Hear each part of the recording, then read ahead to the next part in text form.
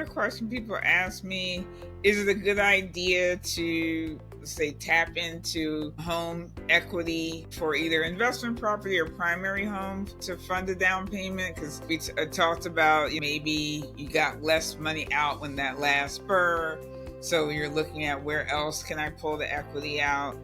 And then this could be for down payment or also repairs. We were talking about a lot of people, part of the risk of managing bigger projects is you may need more capital for doing repairs, and maybe another property is a source for that. So what kind of guidance would you give about people who are thinking about pulling equity from another property for a new investment?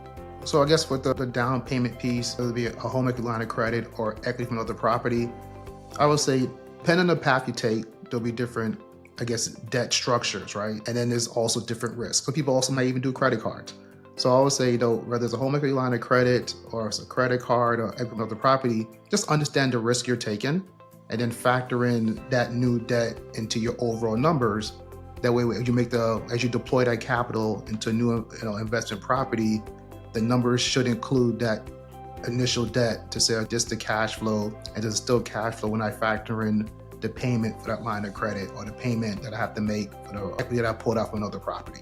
So once again, just include that number. Let's not be naive about it. Include those numbers. If you are purchasing a property that needs rehab, you can get the loan that includes the repair money as part of the initial loan to purchase a property. If you also own the property already, there are also loan products available to where you can tap into the current equity and give rehab funds to repair a property.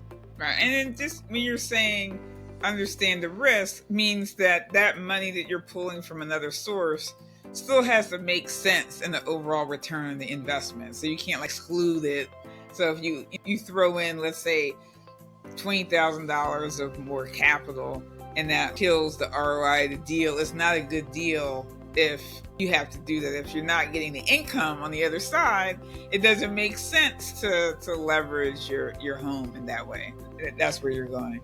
So for example, if somebody does a traditional cash refinance, they're going to have a monthly payment and have the money in their hand, right? Independent of them finding a new property yet. Versus they did a line of credit, for example, it sounds like a big credit card. They have the money available. They aren't making any payments yet until they deploy that capital. So literally understanding the mechanism of how you're using that money. And also too, the line of credit, it might be a variable rate that changes, but you're not paying anything until you use that money. It doesn't hurt to have multiple options to how to purchase a property. Visit us at BRRRRcash.com. Loan solutions for real estate investors.